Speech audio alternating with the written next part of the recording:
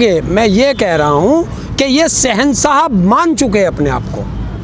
अच्छा। हाँ, तो अपने आप को शहंशाह मानना। देखिए, आप कहीं भी देखो, उत्तर प्रदेश की बात करोगे, आपने देखा था एक नमक रोटी चली थी एक मिड डे मील में, और वो एक पत्रकार, आप जैसे पत्रकार ने वो दिखाया था। आज उस पत्रकार का पता है आपको कहाँ है?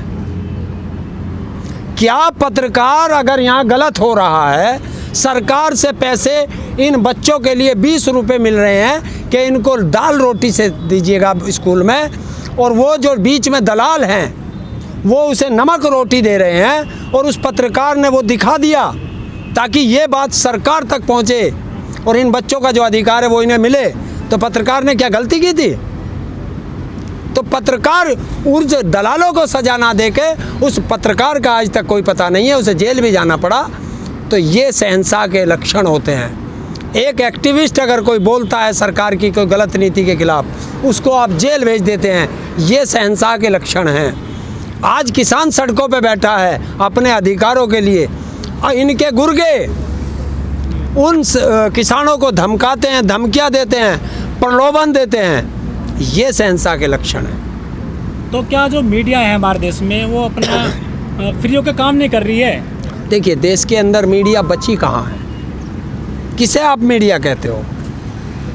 मीडिया होती है निष्पक्ष, और जब मीडिया के लोग सरकार की भाषा बोलने लगे तो वो मीडिया में नहीं रहते, वो सरकार में अपने लिए एक सुरक्षित जगह ढूंढने लगते हैं। अच्छा। हाँ, और आज अगर कोई सा भी एक चैनल दिखा दे, बताइए गाजियाबाद के अंदर अंबेडकर पार्क है, उस पार्क को तोड़ने के लिए, जो ऐतिहासिक पार्क है,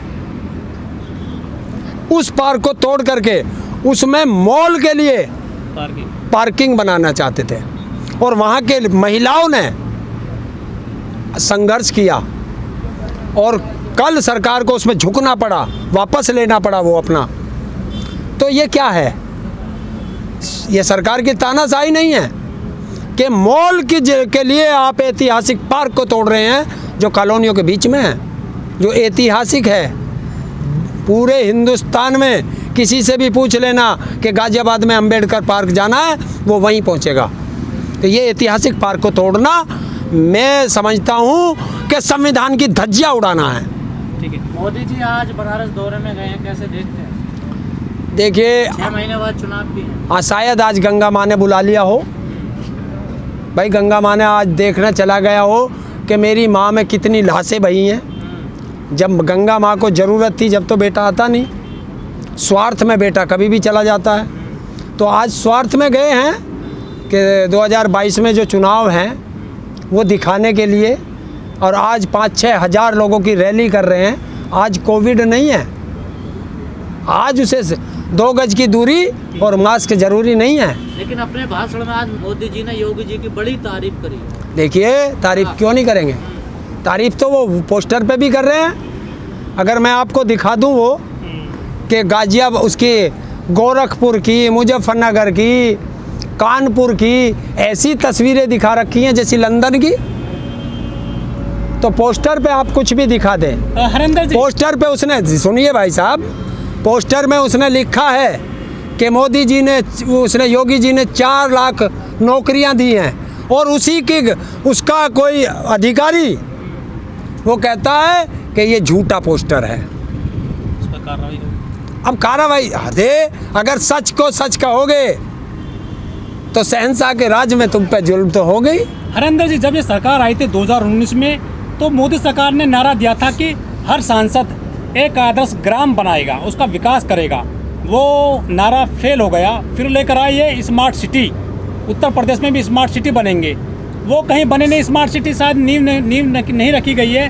अब ये कह रहे हैं कि उत्तर प्रदेश जो है स्मार्ट प्रदेश है, नंबर 1 की खिताब दे दिया गया है उसको, जो मोदी सरकार के द्वारा। क्या कुछ बदलाव आए हैं उत्तर प्रदेश में जो स्मार्ट स्टेट बनाया गया है सर? हाँ। मोदी सरकार द्वारा। हाँ, आपने देखा नहीं कि हिंदू धर्म में रात को अंत्येष्टि कहीं होती है? वो उत्तर प्रदेश में होती है, हाथरस के अंदर एक बेटी की, रात को 2 बजे।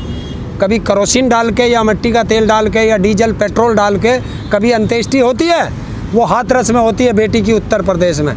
कभी आपने देखा है कि हिंदू धर्म में कब्रिस्तान होते हैं? पूरे हिंदुस्तान में कहीं बताएं हिंदुओं के कब्रिस्तान है? मैं दिखा सकता हूँ, गंगा के दोनों तरफ उत्तर प्रदेश में कब्रिस्तान है। आपने देखा है कि 40,000 रुपये में अंत्येष्टि होती है किसी हिंदू धर्म में? उत्तर प्रदेश के अंदर कोरोना काल में 40 हज़ार में अंत्येष्टि हुई है। और जब लोगों पे पैसे नहीं थे, उन्होंने अपने पुरखों को गंगा में प्रभावित कर दिया। तो ये उत्तम प्रदेश है। कफन भी चोरी हुए उत्तर प्रदेश में, लकड़ी नहीं बची। बिल्कुल, अरे यार वही तो बता रहा हूँ, जब अंत्येष्टि नहीं होगी और फिर वो गंगा के किनारे दफनाए गए और जब वो रेत उड़ा तो सरकार के लोग आए और जो उनके ऊपर कपड़ा ढका था, क्योंकि वो कैमरों में दिखते थे, तो वो कपड़ा कफन भी चोरी करा लिया गया। अच्छा। तो ये उत्तम प्रदेश है। आपने देखा कि महाभारत काल में चीरहरण हुआ था और उत्तर प्रदेश में लखीमपुर खीरी में चीरहरण हुआ। ये योगी सरकार की खूब अच्छी चीज़ है। और उस महाभारत में भी चीरहरण पे हस्तिनापुर का नाश हुआ था, नाश। और आज कलयुग में चीरहरण हुआ है, सरेआम हुआ है। तो उत्तर प्रदेश का भी का क्या, इस बीजेपी का और योगी सरकार का नाश होगा, ये लिख लेना। लेकिन जो योगी जी हैं वो कह रहे हैं कि डंके की चोट पे हमारी सरकार बनेगी बेमिसाल 4 साल उत्तर प्रदेश। चोर ने कभी कहा कि मैं चोर हूँ? कहता है कभी चोर कि मैं चोर हूँ? नहीं कहता ना। आप गांव में एक चुनाव होता है प्रधानी का, सबसे छोटा चुनाव है, उसमें 5 व्यक्ति लड़ते हैं और पता रहता है कौन जीतेगा। लेकिन जब तक वोट नहीं खुलती, पांचों के पांचों कहते हैं कि मैं जीत रहा हूँ, मैं जीत रहा हूँ। तो ये तो मुंगेरी लाल के हसीन सपने योगी जी देख लें। फरवरी 2022 में पता चल जाएगा, जनता देख। मोदी जी तो कह रहे हैं योगी जी को ये ऊर्जावान है, कर्मठ मुख्यमंत्री। हाँ, ऊर्जावान तो मोदी जी भी हैं, कर्मठ तो मोदी जी भी हैं, सारे ही कर्मठ हैं। अगर बीजेपी में है कौन नहीं? हिंदुस्तान के जितने गुंडे, माफिया, बलात्कारी सारे बीजेपी में। इस दौरे को कैसे समझा जाए? क्या इन्होंने चुनाव की तैयारी शुरू कर दी थी? हाँ, ये चुनाव 2022 की चुनाव की तैयारी का ये दौरा है। और आप देखिए 1500 करोड़ का पैकेज भी दिया है यार। बनारस को। मोदी जी गए थे बिहार के अंदर और बोली लगी थी बिहार की कि बताओ कितना दूं, 60,000 करूं और सोचो, 70,000 करूं और सोचो, चलो 80,000 करूं और बताओ 90,000 करूं, 1 लाख करोड़ करूं, चलिए 1.25 लाख करोड़ का पैकेज बिहार को दिया जाता है। और मिला क्या? बाबा जी का ठुल्लू। तो ये क्या पैकेज होते हैं? तो छोटा ही है ना, 1500 करोड़ का। 1500 करोड़ का कब दिया? आज कब ठेका होगा? कब उसमें कार्य होगा? चुनाव हो जाएगा, इसमें भी शंका है आपको? पक्का। यार एक चीज़ तो बताओ, ये तो 1500 करोड़ की बात कर रहे हैं। मोदी जी अपनी बात पर रहिए कि हर गांव, हर सांसद एक हर साल एक गोद लेगा। मोदी जी ने भी लिया होगा बनारस में। बताइए कि वो जो है गोद से नीचे उतरा है या अभी गोदी में ही है? पैर चलने लगा? नहीं चलने लगा, 7 साल हो गए। नहीं, ये जो पैकेजों का ऐलान करते हैं नेता, मुख्यमंत्री, हम प्रधानमंत्री, इनके कोई मायने भी बचे हैं जमीन पर या बस वैसी हवा हवा में रहते हैं? अरे जनता को लुभावने वाले हैं, मुंगेरी लाल के हसीन सपने दिखाते हैं।